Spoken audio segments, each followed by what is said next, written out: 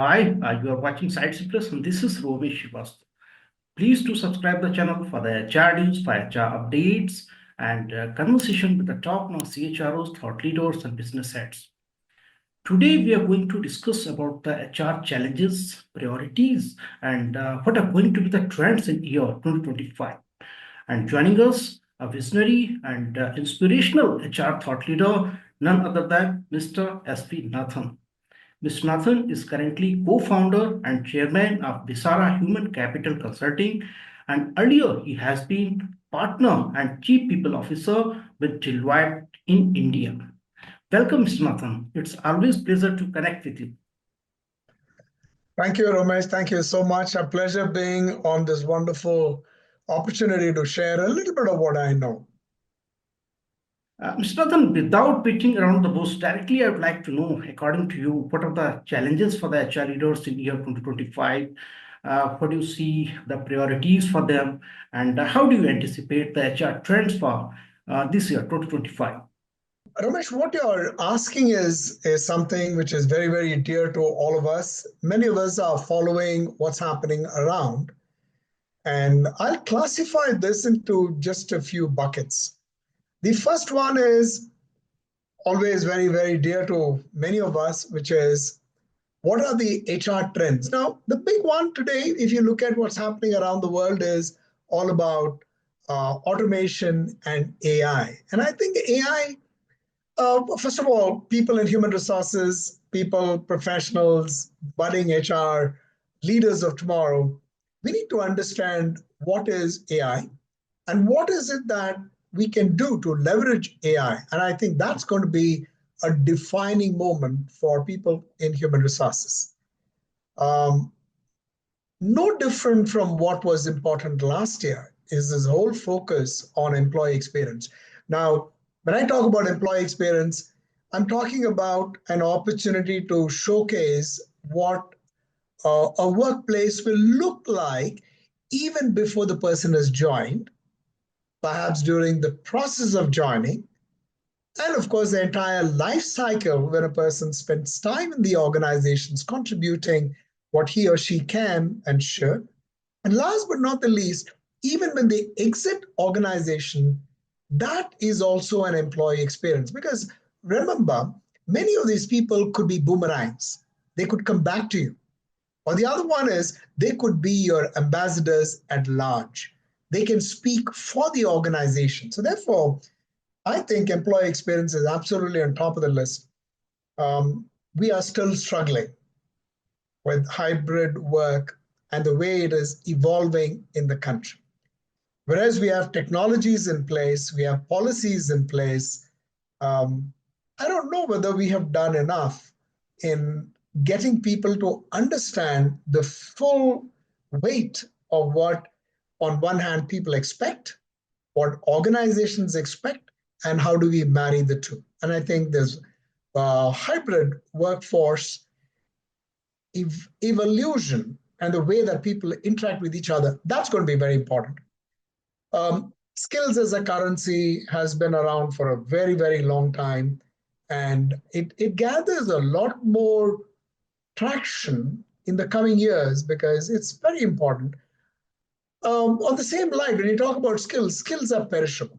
Today, the half shelf life is about 4 years for technology. So sustainability is important. ESG is important. And if I move on to what are the big, big challenges that we have is right in our faces, how do you balance AI adoption with humans? And the whole fear of a job loss, displacement fears. And then how do you move away from this fear psychosis, which is catching up in a few places, and get way for people to think about opportunities that it provides? Another big one is this whole thing around learning. Now, if I talk about what's happening in the workforce is, on one hand, the kind of roles, the kind of jobs that are coming into the workforce are very specific. They are, in some places, highly technical. And therefore, what you had at skills of yesterday, given that it's a perishable quantity, quality, and of course, the product per se, how can we reskill people? And therefore, upskilling of these programs are absolutely important for us. Um, Another very, very small thing is our attention. I don't know whether you notice this, Ramesh, but our attention span is really coming down. And therefore, on one hand, you need skills. Skills you have to develop, you have to learn, you have to apply, and that's how you become skilled. And on the other hand, you're looking at micro learning, almost to the point of people saying, okay, we learn a little bit. And then how do you bring all this together? Because if you really look at a good old mathematics, it's always the summation of these small elements. And if you're able to bring in an integration of that, that collectively brings in what organization wants, which is a skilled workforce ready for tomorrow, today. And of course, how does HR in all of this build respect for itself by building acceptance, by building trust, and of course, help in the problem solving, which is what business leaders are about. I know I've said a lot of things in a short period of time, but that's my opening few statements for what you could have as trends, possibly what are the kind of challenges that we have for today. Back to you. So if I look at, there are three major the trends you told me in the beginning, four major trends basically. One is the automation and AI, and second that is employee experience, and third that is this transition to the hybrid work model, and fourth that is sustainability EHS. So coming to these trends, so most of the companies they started some pilot project with the AI, maybe generative AI basically in this year 2025. Now the things are getting, they're looking for the integration, for this fully integration, full integrated their HR process as well with the Gen AI as well. But there are certain other process, maybe from talent acquisition, onboarding, then also your PMS, also then payroll, everything is getting integrated. What are the touch points where we're looking for some, core HR role, that is empathy, care, compassion, relationship? How do you see that when we are getting very much normalized with this technology, how we can integrate this technology so that this core role, core human touch, that should be there? What is your take on this? You touched upon something which is absolutely key for what happens in organizations. An organization is not is a living organism. It's not a dead organization. It's a living organism, living because you have humans in it, and therefore our ability to bring in human centricity into the workforce through a certain culture, um, bringing empathy, getting to understand people, their wants, desired needs, and then helping, on the other hand, an adoption of technology, because that's the one which is right up in the face, and a good mix of both. The trouble is, in some places, we have almost abdicated this. We have said, okay, you can work from home. I'm not talking about all the organization. Let's say 30% of the country is work from home, and not in all those jobs. But even there, how do you build in a relationship? Now, when you're at the workforce, Ramesh, it's very easy. When you're walking down an aisle, you look at somebody in the eye, and you would know in that instant whether the person is happy, whether the person um, is not happy. Most important, whether the person is engaged or not. If the person is disengaged, you can see it in their eyes. You can't do this on a call. If you look at even normal communication, they say normal communication is only 7% words. 7% is all what you have as words. The other is all about gestures, is about nonverbal, and the tonality and the tone of the voice. If that is so very important, how do you get people to to understand this, get people to be engaged. When I walk down, I'm able to relate with people. But when I'm on a call, how do I still pick up the threads? And again, one of the new things that are happening today is that people are camera shy. They're not very camera shy when it comes to taking selfies and posting it on LinkedIn or Facebook or Insta. But when it comes to getting onto a call, not everybody is there. So I'll tell you what really suffers. What suffers is I don't know whether there is engagement of everybody on the call. Two, if you're leading a call, how do you include people who may not be visible for good reasons? And how do you include them in the conversation? As it is sitting in a room, let's say you have 10 people out there, even looking around all of them and see whether all of them have contributed, whether they have a point of view was tough. In today's world, which is all about hybrid working, how do you then integrate and bring everybody together? That is the big, big challenge. And therefore, um, our ability to empathize takes on a completely different accent. You got to be hugely sensitive. So, how do you, not because you're on a call, but how do you train people to be observant, to be including people who have not said anything? And by the way, just because I don't ask somebody, that person can turn around and say, oh, maybe I'm not really needed in this conversation. And they could completely sign off. So you're raising an important point of the humanness at the workplace. One day, somebody doesn't come to work. 2 days later, they turn up and they say, I'm sorry, I could not come in because of something that happened at home and so on. And immediately, the milk of human kindness wells up within the reporting manager, and he or she is able to respond suitably. Try this on a hybrid. It is very, very challenging. So, therefore, how do we get people to understand sense and sensibilities in today's workforce? I'm just scratching the top, the outer layer of everything about an organization, which is a living organism. And I'm sure there are lots of things that happen. Take, for example, even, you know, in another couple of months, you would have people talking about their year ends. Those kinds of conversations are normally had face to face. Now you're going to do this on a camera. At least many of these people will be on a camera. Now, how do you engage? How do you respect? How do you show respect for somebody who's speaking? Active listening. You and I were taught this very, very early in our starting days of our careers. Today, active listening is a skill beyond compare. So you started by talking about humanness in organizations.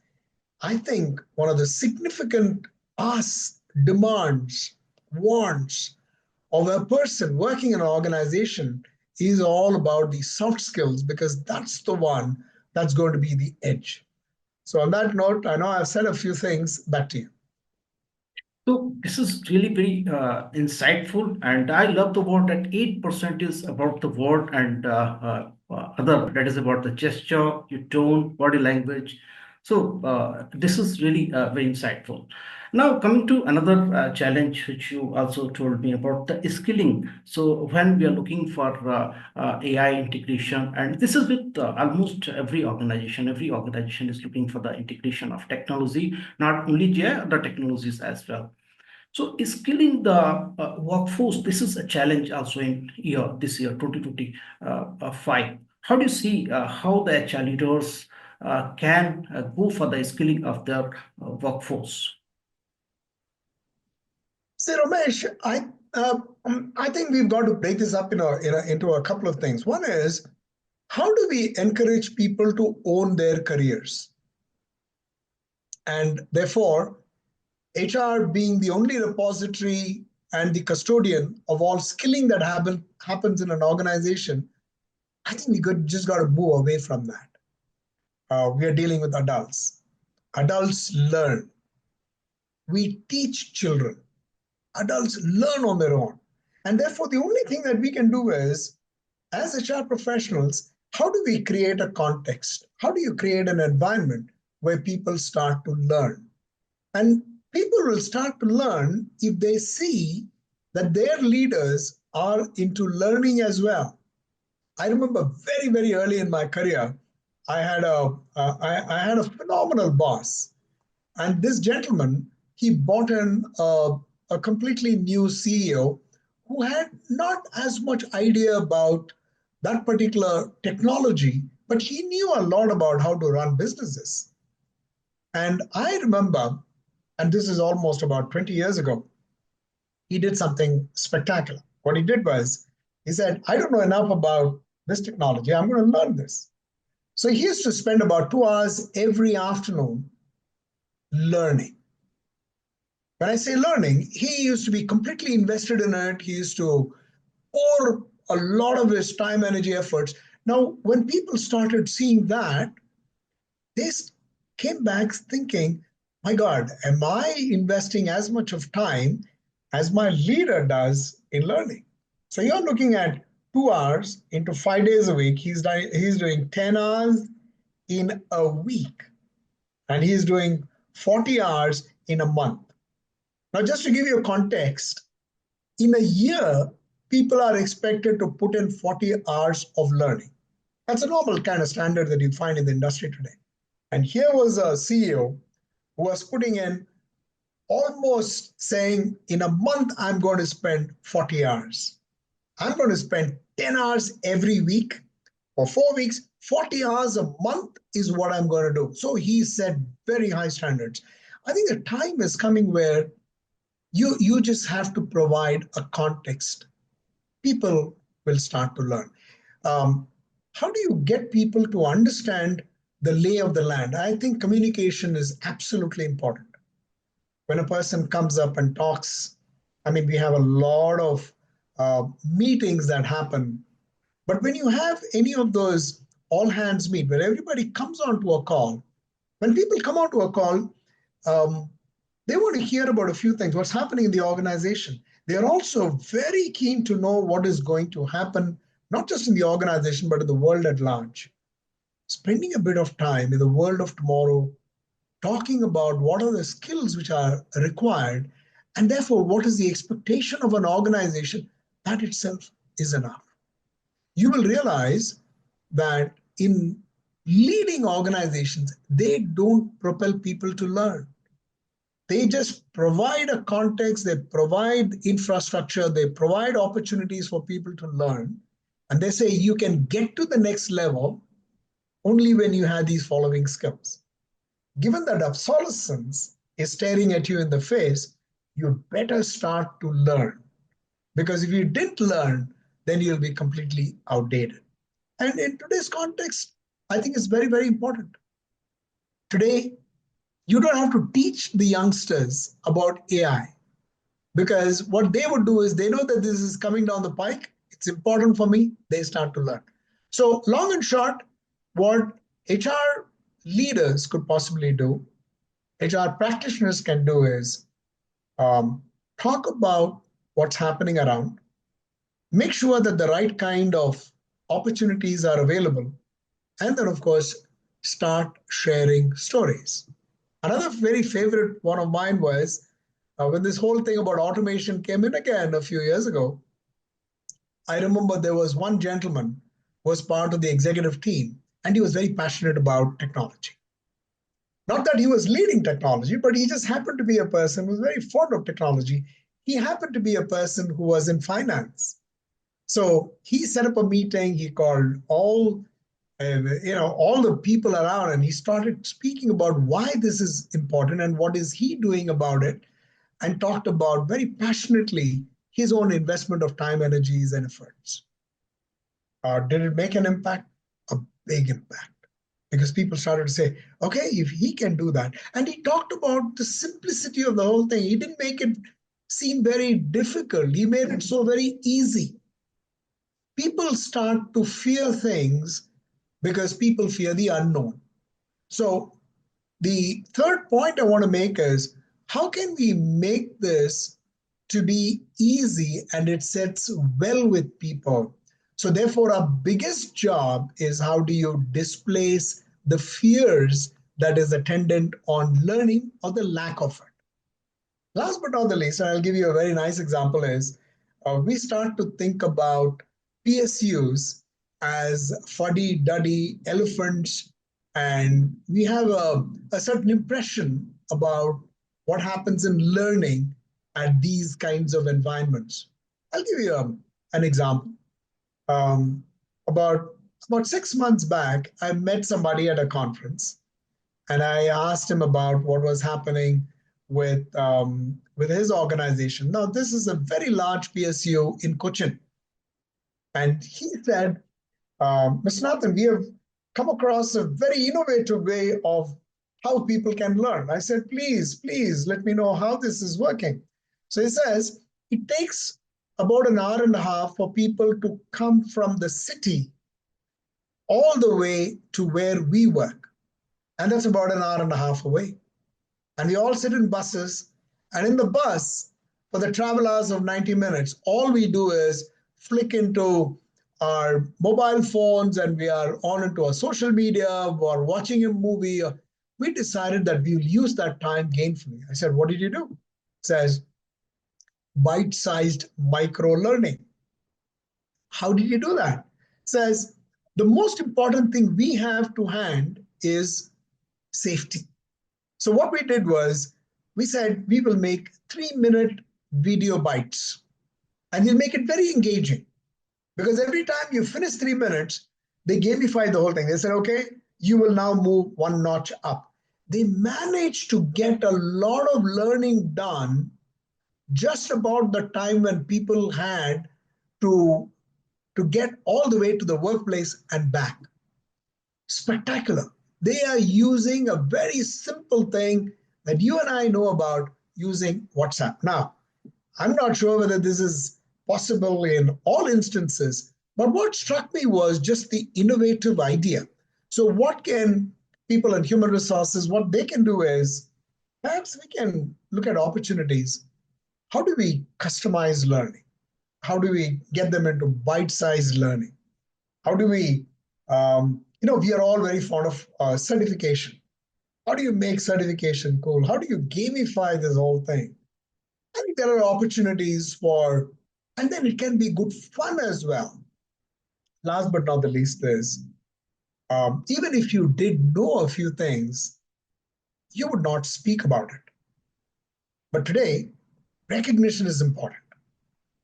So suppose you did a leaderboard and say, Romesh has done 8 programs and he's leading the pack in the month of January on the number of hours that he has about learning. Somebody is stoked into saying, "Well, if Romesh can do it, I can also do it." I'm looking at opportunities for us to demystify opportunities for learning. And of course, what can we do it and how can we do it in a way that it seems rather relevant? So, um, part innovation, part communication, part support, and of course, this whole thing around uh, recognizing people and pushing them a little bit and thanking them for their efforts. I think if you put all this in the mixer, you will come out with a very, very nice smoothie of learning. Back to you. I think very beautifully you have described how the HR leaders can go for the upskilling. They need to promote the learning and the learning content that can be customized, that can be, you can make it more engaging, more interesting. So very beautifully you have described this whole, the challenge, which is for this year as well for the HR leaders. Now moving to another trend, which you told me, transition to the hybrid working model. So, according to you, where we have reached in last couple of years, and what is still we need to work on. So that's why we can, really look for the transition to the habit working models. How can you make few things a habit? Is that what you are referring to, Ramesh? Yeah, yeah, right. So I learned it from somebody that I met at the gym. And he had a word for it. He says, um, Nathan, if you can do this 21 days on trot, that can become a habit. And I'm looking at how can you relate this and how can you equate it to what is happening in organizations. I think to build a learning culture or to build a learning as a habit, I think we need to keep doing this again and again and again. So that's one part. But I think it's also important for us to look at what innovative strategies um, HR leaders can adopt to to make this meaningful for employees. I keep coming back to this whole notion of why communication is important. Communication is even more important because of the kind of people that we have in the workforce, Ramesh. Today, we have people who are digital natives. Then you have the Gen Xers, Gen Y. We have the millennials. We have a lot of people, Gen Zs. We have a lot of people in the mix, and all of their motivation to do what they do could be very, very different. So therefore, do you have a flexible way in which you can get meaning into all of what they are doing? And again, I I talk about meaning and purpose because I think they are absolutely important.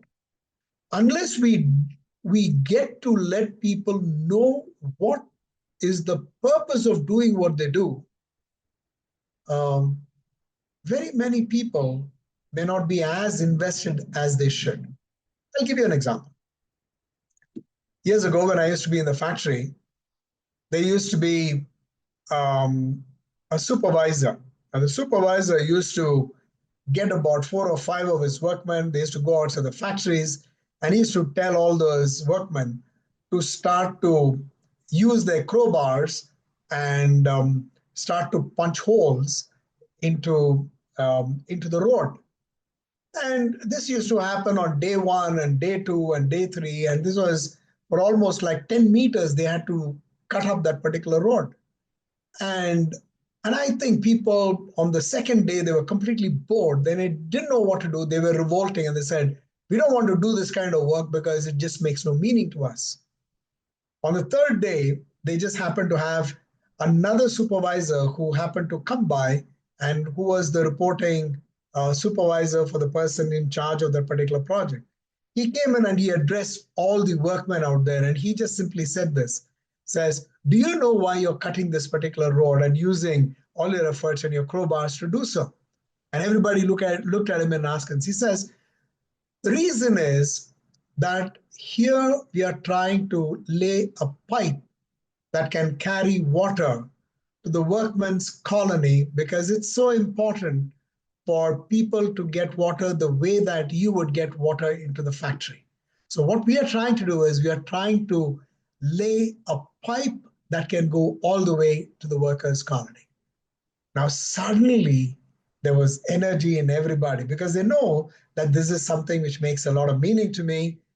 And I'm going to use all my efforts because I know this is going to be for the good or the common good of many. Things changed.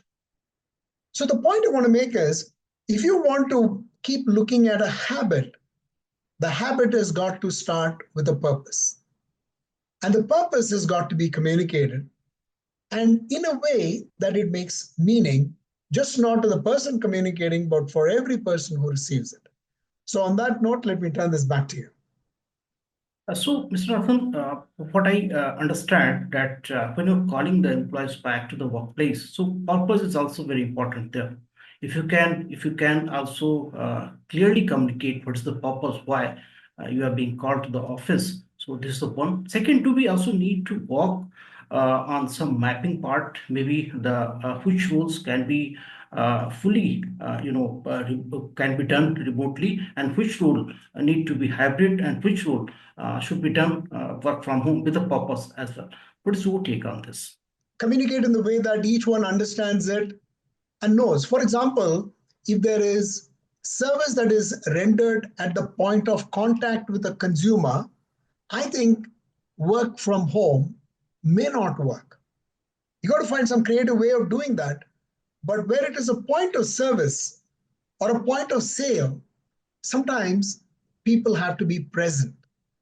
Like, for example, if you're going to say, okay, this is how you drive your car, and there's selling of a car or selling of a motorbike, there must be somebody who is there at the workshop and who should be in a position to share this. But for most reasons, when you're trying to find what are the jobs where people can work from home, I think it's important to communicate the reason why some jobs can be work from home, but also the greater one is, why should you now come back? Why should you not? I'm not saying that people should work from the offices all the time, but when people come together, there is magic that happens. 1 plus 1 is never 2, not when people are engaged.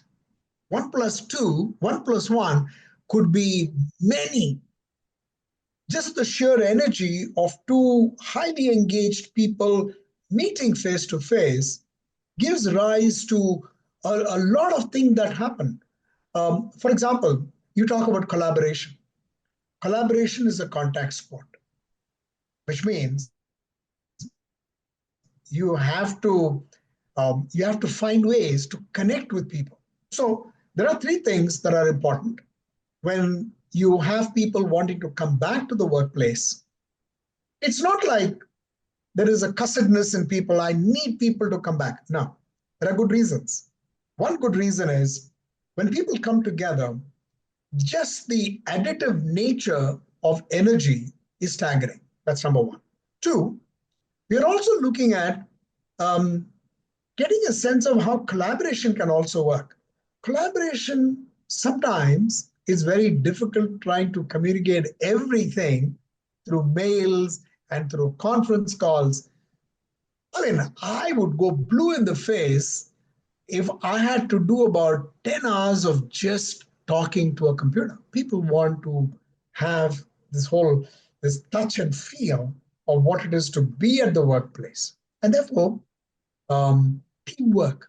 Teamwork does not happen because you wish for it. Teamwork happens when you meet people, because there are always stories about what happens just not at work, but beyond work.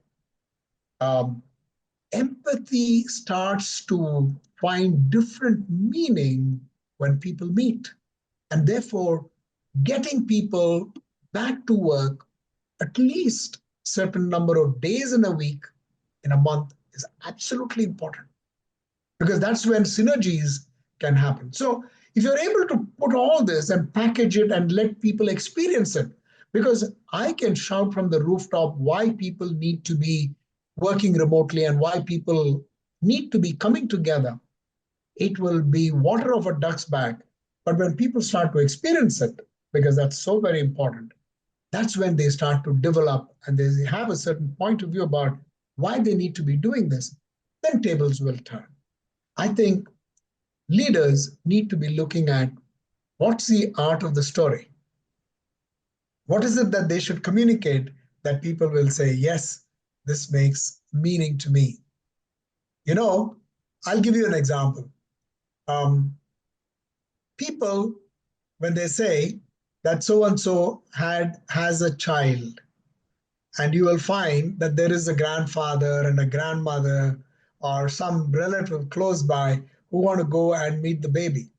Now you can show the baby on a Zoom call or a Teams meet or whatever. But what people want is, do they have an opportunity to get the baby and cuddle the baby? Now, much of what happens in organizations is that emotional touch, not even a physical touch of the baby. They want an emotional connect. That connect can happen when there are people who can come into the workplace. That is what needs to be done. And uh, if this whole thing is being seen as you must do it because I'm saying so, that is where people lose the plot.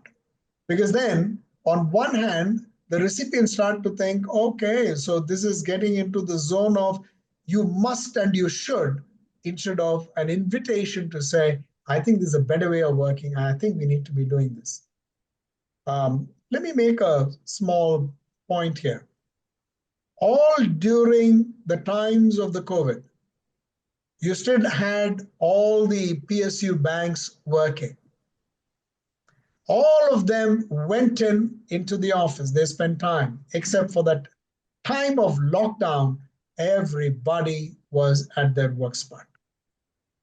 That calls for a tremendous amount of communication, because they could always turn around and say, well, if my neighbor is not going to work, I don't need to go to work. So I think it's important for people to understand the meaning, feel into it. And of course, while we have policies, a lot of policies are, I'm saying policies are important. Flexible policies, even more important. Digital solutions, no gainsaying that this is absolutely crucial to us. We need to train our leaders. We need to train everybody. We need support coming in from all parts.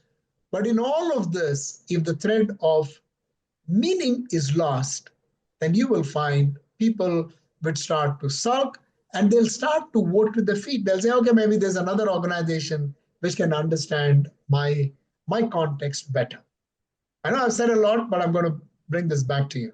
Very beautifully, Mr. Nathan, you have explained that how the transition from remote to hybrid working, that is quite possible, and we need to link it with the purpose. So that is very important. That why you're calling your employees back to the office. So if the purpose is very clear, then it would be easy for the organizations to call them back to the workplaces.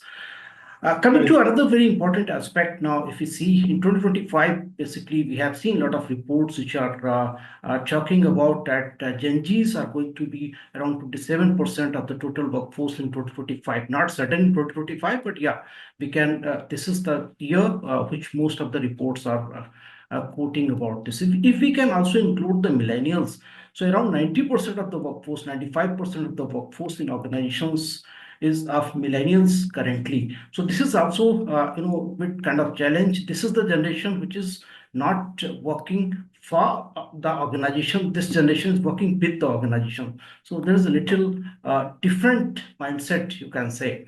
How do you see this workforce? Is this a little challenge? How the better they can engage? Because you have also highlighted in the beginning that retention is getting down. So, how do you see how we can deal with this kind of the challenges like retention, engagement, and working with the current workforce?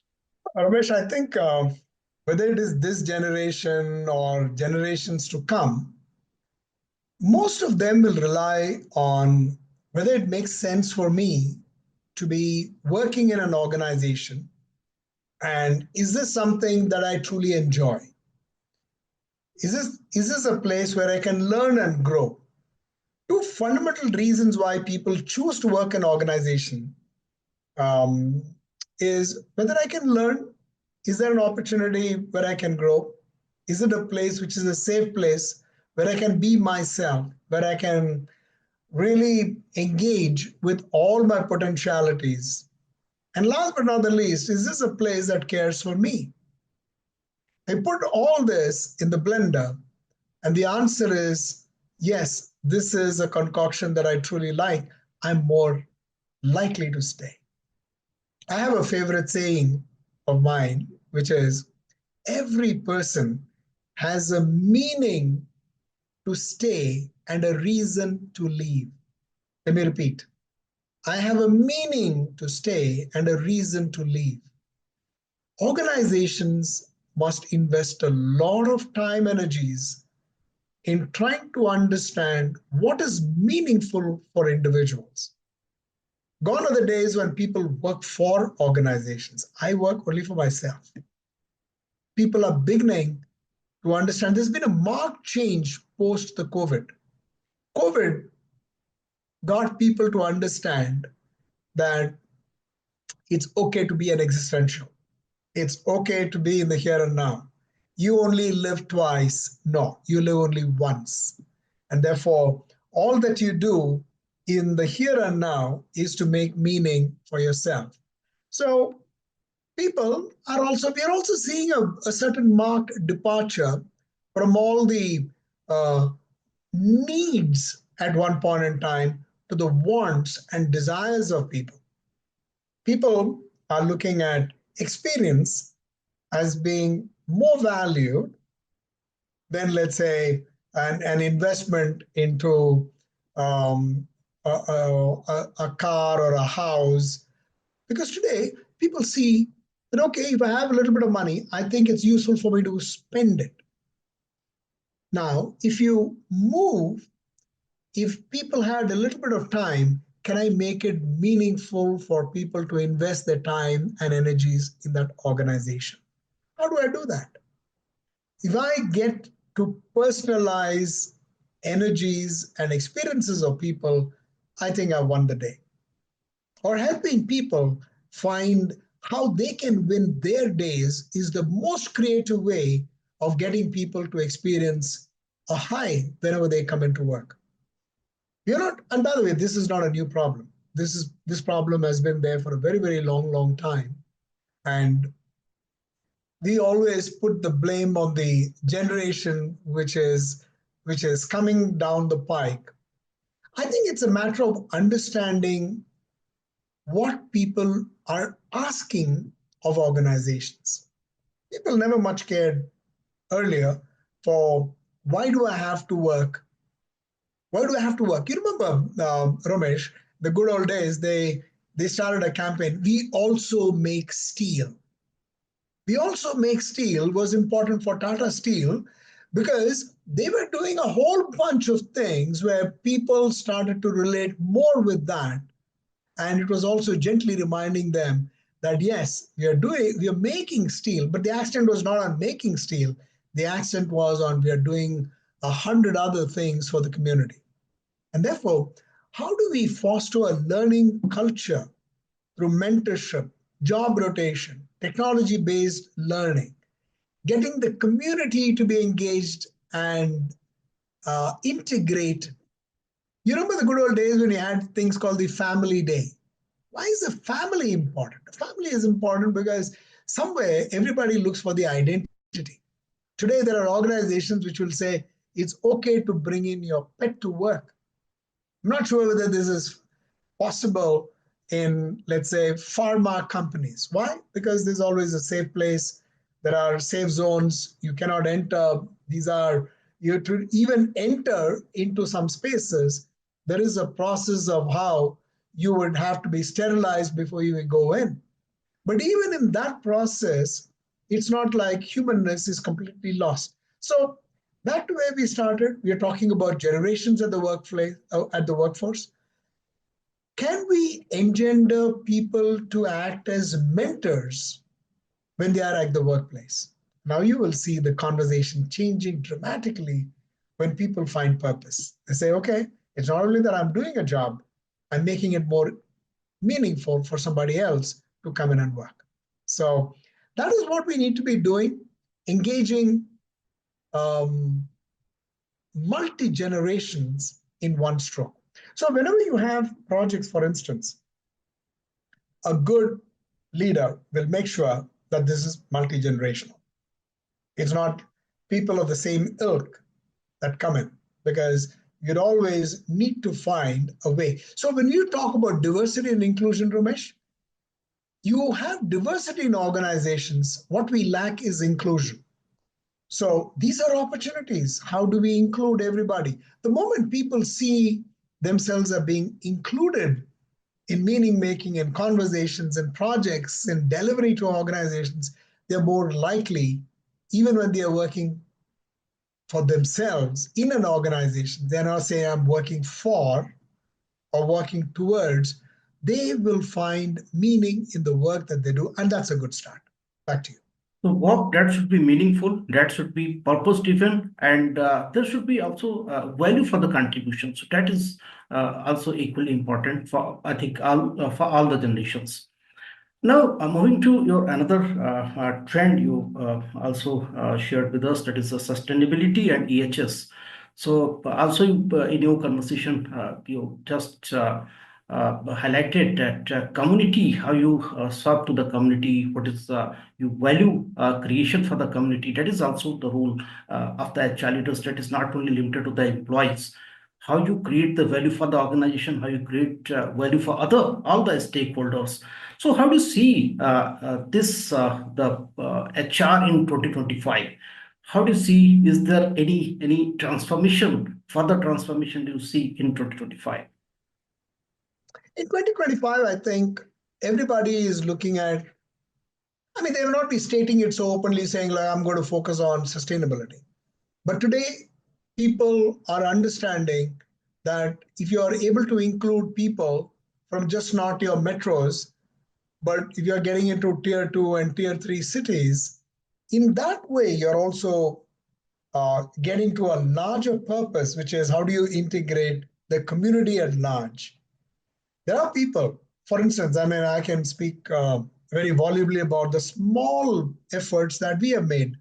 We we are a very, very small team. We have about 50 people in this small team that we run as an organization. And I'm very happy to say that almost 45% of people who work with us, they are not in the city of Bangalore. They work in a city, in a very, very small town called Udupi. And that's a small contribution because I believe that talent is present everywhere. So if you can bring in people from different parts of the organization, and if you're able to provide a context and say, this is the meaning making that we have, that we can integrate people. If the focus is on agility, if the focus is on people, if the focus is on how do you make equity and fair play at workplace, and last but not the least, there's be egalitarian in skilling people. You not only skill the people who are in certain parts of the organization, you do it right through the organization. You're really building an organization for tomorrow. You're talking about sustainability. This is how you sustain organizations through a very thoughtful way in which you integrate the present with the future of what happened of the past. Back to you. I think we tried to touch upon all the important trends for the year 2025. Anything else which is important and we did not touch you would like to share? I think one of the things that we did not speak a lot about is why mental health is important in today's day and age. And I'm not talking about mental wellness as just a passing fad. Today, people have a problem of plenty. People are being pulled in different directions. We didn't have the distractions that we have for today. And with all this as a potent mix, people are truly struggling. What technology does is it disintermediates distance, it disintermediates time in more ways than we had ever envisaged. People start to think that I have to work on a Saturday and a Sunday, knowing that these are all off days for me. Why? Because it comes from Romesh, and Romesh is my boss. And Romesh sends me a mail on a Friday evening. He doesn't realize that it could cause anxiety in Nathan, who's reporting to Romesh, because he said, oh my God, if I don't work on this, what will my boss think? And I then spend the rest of my weekend working for something which is stressful because I'm doing it almost not that I've worked any less in the last 5 days. I now work the weekends. How do we sensitize leaders to understanding that there is the classic way in which we can box things and put them into silos? What really worked in the past was, if you remember, my father was a quintessential siloed way of working man. Right? He never used to work siloed in that sense, but he had a way in which he very distinctly made things very easy. He used to leave for work at 7:30 sharp. He used to come back home at 6:30 sharp. And after 6:30, it was family time. He made sure that he took us out on a Sunday, because Saturday sometimes you have to work half a day. He made sure that he spent time with us. He made sure mother was around, people were around, but then you lived a more holistic life. Life was not only about this. Today, in organization, unwittingly, people start to send mails over the weekends. Or worse, you bunch everything and send it on a Monday morning, 7:30, because you didn't want to send it on a weekend. Getting people to understand that this can really start to play havoc with people's sensibilities, more importantly, get them to be stressed out, is what we need to do for our leaders. All due respect to people who are very hardworking, I don't think people work any less hard. People will work very hard. But if you give them the space, what people need today, Ramesh, and I know that I may be overgeneralizing, is I need to have that empowerment within myself. If I feel that I'm in control of my time and how I use it, then I will feel a lot less stressed. But if you put that artificial, well, I need this and I need this on so and so date at so and so time, I can do it once for you, I can possibly do it twice. When it becomes a habit, it starts to stress me out. Simple things, emails, they cause stress. The way we write emails, Ramesh, is not the way we talk. We don't start every email by saying, "Dear Ramesh Srivastava, I refer to your email asking for this." There's no reference. I say, "Please find attached what you wanted. Let me know if you have any views." Ramesh does not respond for 48 hours. I feel stressed.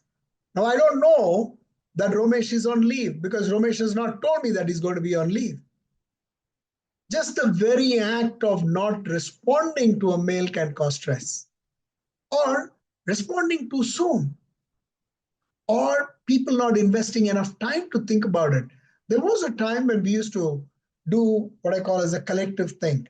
Now, it's important for me to recognize people, understand that they need their off times.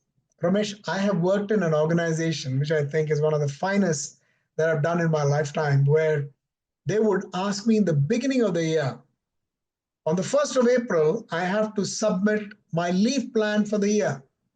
When I talk about leave plan, it's not about those days when I fall sick, but this is about long leave, where they would expect that I would be out of commission for 2 weeks.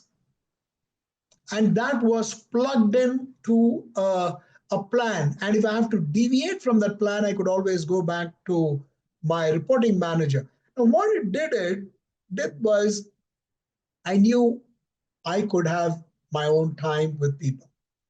In today's day and age, I don't know that these are practices which are archaic, but even the very act of asking people, "Hey, would you want to plan your long leave at a time which is convenient to you?" Just this very simple question is enough to put people out at ease. "Hey, how are you?" I remember during the most stressful time, we started a campaign called Each One Reach One. It's impossible in large organizations to reach everybody. But the very fact that you send a mail to somebody with the act of asking them how they are creates a huge amount of connect. I'll tell you something which happened very recently to you and me, and to people who are possibly listening to this. The year end was flooded with a lot of messages from your friends, your relatives, and people that you know. Many of them just forwarded Happy New Year messages. Now, to respond to each one of them causes stress. Do I do it on the same day? Do I wait for some time? I almost have to spend a whole day responding to messages. I wish I had an AI bot which could send messages automatically to say, "Hey, thank you very much, and this is what it is." You see, the act of understanding in the good old days was, you remember, we used to send greeting cards. Those cards were signed by people. Dear Mr. So and so, my love to your children and to your family, and signed by somebody, and thoughtfully posted by the 10th of the month so that by the 25th it would be in people's hands. And if I didn't send a card, there would be a very nice note that I would make. I would write my note and I would send that back. Of course, all this took time. They also took efforts. It was great pleasure doing that. But back to the topic um, of mental wellness, the very act of setting people down and asking them how they are, with the sole purpose of knowing not about what's happening in their personal lives, but the art of caring goes a very, very long way. It's not to start a conversation, I hope you're doing very well. Now let's come to the business on hand. Now you've already violated and you've already trampled all the good intentions that you have in asking people how they are. Mental wellness has got to start by educating leaders, getting people a certain latitude of time where they can be with themselves. This is a subject which is very, very close to my heart. And when you see people are acting in a very strange way, you will know that there is something that is happening. I'll give you an example, Ramesh. And before we close this, um, I was traveling overseas, and I got a message on my WhatsApp. And from the message, I just could make out that there is something which is being stated, which is not patently stated. In Hindi, we call this the unkahi, the unsaid. So what I did was, as is my want, I mean, I'm not very good with just messaging. I just picked up the phone and I called the person and I said, hey, how are you? What's life with you? In about 5 minutes, I could make out that this person was rather stressed. And I said, another 5 minutes, that person felt that here was somebody was reaching across to me. They felt much better after the conversation. But more importantly, it also told me that work itself, or the quantum of work, or the quality of work could stress people. Can we do something about it? Yes. When we came back, we had another conversation about it, and some part of that work, we were able to push it to somebody else. And I'm not saying that you got to stress out somebody else, but I'm saying that we can divide and conquer. Mental wellness is about collective wellness. It's not about just about an individual. And therefore, you need just not one person, it's a community that gets together. It's very well said. It takes a village to raise a child. It takes a village to raise a child, because I think you need a lot of people to help people discover themselves in all their goodness, their vulnerabilities, and of course, their potentialities. So I'm going to end on that note, Ramesh. Thank you so much for asking these brilliant questions. And I hope I have answered them in the zone of what is tolerance. Thank you, Ramesh.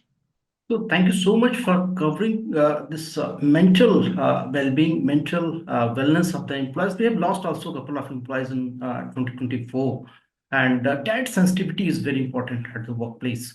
So thank you so much, and thank you so much for sharing your how do you anticipate the HR trends for 2025, the HR challenges, and I'm more thankful for sharing the solution of these all the challenges. Thank you so much, Mr. Nathan, for joining the conversation and sharing your wonderful thoughts. Thank you so much. Thank you so much. Ramesh, it was very enjoyable. Thank you. Thank you.